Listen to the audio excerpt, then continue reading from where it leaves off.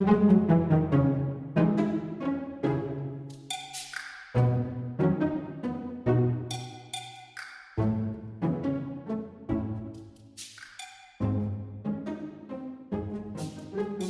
secret is not safe with me, myselves, and I, the podcast where we uncover your alter egos. A bookish Gen Zer by day and a sarcastic stand-up comic by night, I, Corinna, am no stranger to embodying a character if it means I can make vulnerable confessions about my life. I mean, I'd do anything for a laugh. But here, your hidden personalities take center stage as we get to know the real yous. Discover how we can stay true to ourselves with help from our different selves. The show is all about alter egos and the ones that we use to get through life. And if you don't know that by now, then best case scenario I can tell you is that I guess that means you are a visual learner. So good luck there. But I thought it would be a good idea for this episode to bring in someone who can help us look at alter egos from a more psychological perspective. And it just so happens that I know several people who are either therapists by trade or studied psychology. And I feel like psychology was a very trendy major of my generation because everyone knows that Gen Z loves to psychoanalyze and then make a podcast about it. So we are doing both of those things right now. But today's guest is very trendy in her own way. She has moved out to California and somehow brought more sunshine to that state.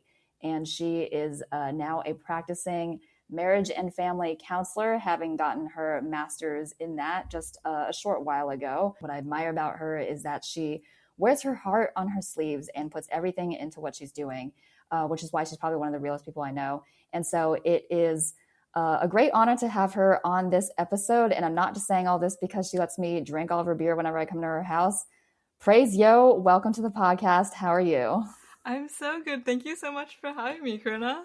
It's such an honor to be on the show, and for you to invite me here into this space, into your space. Well, that's such a therapy way of opening the session. I love it. And I'm already calling this a session rather than like a podcast recording. So yes. We're getting in the mood. So can you tell me a little bit about what it is that you do and maybe a little bit about like the path on how you got there? Yeah, currently I am an associate marriage and family therapist, an associate professional clinical counselor. I see clients for therapy. For the most part, the demographic that I work with is mostly teens, young adults, emerging adults, and a lot of people who are going through life transitions. I work a lot with change. Life is just an ongoing process. Currently, I'm working in community mental health in a medical setting, and also doing private practice on the side under a licensed marriage and family therapist as well. But yeah, I'm pretty new in the field, so definitely learning to navigate that. You say that you're new to the field, so obviously you have experienced a transition, getting your degree, and then now seeing patients. Do you find yourself kind of drawn to helping people who have gone through a lot of transitions because you yourself have gone through those transitions? And if so, how do you cope with that personally? Yeah, absolutely. I think that the reason I'm drawn to life transitions or these life stages, working with teens or emerging adults, I think is because I think those were really formative and are very formative years for me. And I think that I have gone through a lot of transition as a third culture kid, as someone who has moved quite a bit. And how do I navigate that? Change is something for me that has felt, in a strange way, more so a constant. Attending an international school growing up, I have seen a lot of people come and go. And I think for the first time, staying in California to get my licensure, this, in a weird way, staying feels like a big change for me, that level of stability. So it's kind of like the reverse situation for you where change, constant change or regular change is grounding for you. Yeah, absolutely. Because I feel like when I don't know about you, but when I am experiencing change, it's like when like a toddler goes to get their haircut and then the older sibling is also getting a haircut that day. And then they make the older sibling go first to show to the toddler that it's like fine and they can do that. Like that is the type of thing I need, where I need to like emulate someone or embody someone in order to deal with change. Do you find yourself having to do that? Wait, what has that looked like in your own life? She's thrown it back to me already. I'm so sorry. I don't want to therapize you. I'm going to try my best not to. Before we started recording, you wanted to talk about internal family systems and parts work. Is that like diving into what that is? Essentially what internal family systems is, not an expert here, just kind of saying what I know, is this idea that it's kind of in the name, right? There's this internal family system of different parts, different members of the family that makes up you. So this idea that we're not just one single, I guess, like personality, like alter egos, right? Like we're made up of these different parts. So for instance, right, there's a part of you that procrastinates, or there's a part of you that gets anxious when certain things happen, or there's a part of you that is really hard on yourself, or like this is this inner critic. There's this idea that instead of saying, right, like what's wrong with me, kind of exploring, okay, what part of me is coming up right now? What part of me is maybe acting out or resisting? What is going on for this part of me? Is there something that it needs? Is there something that it wants? It's interesting because I think the first thing that I think about is like compartmentalizing. And I think there's kind of like a stigma around compartmentalizing where people are like, oh, they're just so easy at like putting things away, and they associate it with like not wanting to talk about things, or just being able to like shove something in a corner and then go off and do something else. But I was like, I think what you're telling me about IFS is that like it actually just makes it so that you can make things more bite-sized, and instead of like kind of blaming your whole self or like thinking that like there's something wrong the entire you, it's just kind of like, no, you're divided up. And it's kind of like a machine, like a car, where it's like if if your light is out, if your brake light is out, there's not an issue with the whole car and the whole functioning of the car. You just have to fix that one part, or you have to deal with that in order to make the whole thing, run better and be safer on the road. There's a really fun intervention that I like to do with my patients. It allows you to kind of map out what some of your parts are and how they might interact with one another. This isn't, of course, therapy, and this isn't exactly how I would do with clients either. I'm not formally trained in internal family systems, but this is sort of an example of what I might do with some patients to identify the different parts of them, their relationship to each other, and how they interact. So for listeners at home, you can follow along if you would like as well. You can just start by finding yourself in a position that feels comfortable. Take a moment to notice how you're positioned. You can plant your feet if you need to, close your eyes if you need to, or fix your gaze softly in front of you. Just allow yourself to be present in the moment. Begin by just allowing your breath to rise and fall naturally. I want you to start to imagine a meeting place for the parts of yourself to congregate. Maybe it's a specific meeting room, maybe it's a coffee shop, or a location that you feel familiar with. Yeah, and just take a moment to notice what this meeting place looks like, how it feels, the setting, maybe what you're noticing, the sounds, the smells. Yeah, take a moment just to visualize each of your senses there. And yeah, next, notice who shows up, what part of yourself shows up to this meeting place first. Are they early? Are they late? What do they look like? What do they do as they show up into this space?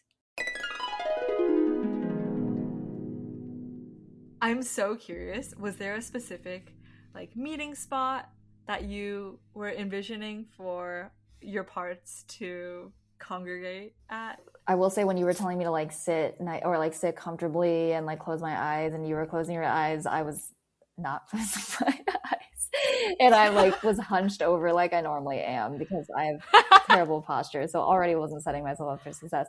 But the meeting place that I imagined was this patch of greenery, not necessarily a specific one. It was just green, and it was a spring day, and it wasn't too hot or too cold. And I think the people that showed up were my student self. So honestly, they were all kind of dressed very similarly. The student and the stand-up were both dressed the same. So button-down shirt tucked into slacks. And then the drunken Corinna came up and it was like kind of dressed like that, except face was like completely red. I like that you talk on like like almost like a flight attendant voice. Is that your therapist voice, and do they train you to do that? Oh yeah, they do. It's crazy. It's crazy. She's like, it's crazy. Yeah. Okay. I noticed too, even in sessions with my clients, I'm like, is this uncomfortable? Especially after I've built rapport with clients. I'm like, yeah, girl. Or I'm like, dude. And then there are moments where I'm like, take a moment to notice how your body feels against the sea. Like, it's like crazy because I'm like, where does this come from? You want to talk a little bit about, I guess, like I would say the journey that you've been on in terms of like, yeah, getting to build a rapport with your patients. And do you feel a sense of imposter syndrome because yes, you're a marriage and family counselor, but you have never been married and you are pretty young. And so I'm wondering, like, how do you grapple with that? And does it make it easier once you do have a rapport with your clients, or does it kind of make you even more scared because you're like, oh, now like I'm invested in this person's life and like we really do know each other? I think the imposter syndrome is very real because I am absolutely newer in this field. I think especially if the rapport isn't there, I'm like, I still want to show up for you. But I think that once that rapport over time is built, I think there is less so of that feeling of, will you trust me? And that especially makes it easier when you're both introspective when it comes to your own self, but also your patients. And that's like what you need in order to be in your profession. And so I thought, who better person to help me kick off the first edition of my new segment, Corinna's Reading Corner. It's time for Corinna's Reading Corner. What was my read of my guests when I first met them? Do their pages match the cover? When I first met you, I met you at a Halloween party. And on the cover, you looked like, I remember just seeing you because you had a bob at the time and I have a bob right now. And I was like, you look like me, but if we were like on a makeover show and I was the before and then you were the after. And then we've known each other for a couple of years since then. And at the Halloween party, you were dressed as like a chic R2-D2. If there's anyone that can make a hunk of metal on wheels stylish, it is you, Praise Yo, which is, you know, perhaps a metaphor for how you can take people who seem very robotic or not in touch with their feelings, and then you reveal the humanity in them. But when I met you, I thought you were like this kind of very fun, friendly, nice girl's girl. And then over the last couple of years, I think you definitely are still that. So I think my reading of you was pretty correct. Like the pages match the cover. But in addition to that, I think you also have revealed that you're very sensitive, you're very compassionate, and you're very meticulous, because I have watched you try to hang a 15-foot string of lights for like 45 minutes, and we only did like a third of those lights. But you were making sure that you were dedicating your time to each and every bulb, and I think that speaks to you as a person. Wow. That's so beautiful and so kind, Corinna. Since Halloween, is it 2023? You have seen so many other parts of me. Just to speak to kind of what you've described, I feel like I am basically an open book, and I'm not too hard to read at all. And I think that part of it is just like my personality. I'm like extremely expressive. I'm the last thing from a blank slate therapist. I will react to everything you say, and will be unable to hide how I feel about it. And like I said, one of the realest people that I know. So to wrap things up, let's go over a couple takeaways that we learned. First off, internal family systems is a way of looking at our whole selves, but through multiple personas that live within us to make healing manageable in bite-sized chunks. It's normal for young professionals, especially in this line of work, to feel moments of being inadequate, especially when you care about what you do and you are a thorough person. And at the end of the day, we all have aspects of ourselves that are imperfect, because that's what makes us human, and that's what allows praise to pay your bills. Hey, thanks for joining me, Myselves, and I for a terrific episode. I hope you had as much fun as I did and even made a friend or two. If you want to stay up to date on future episodes and laugh even more, follow me on Instagram at CORINNAYEET.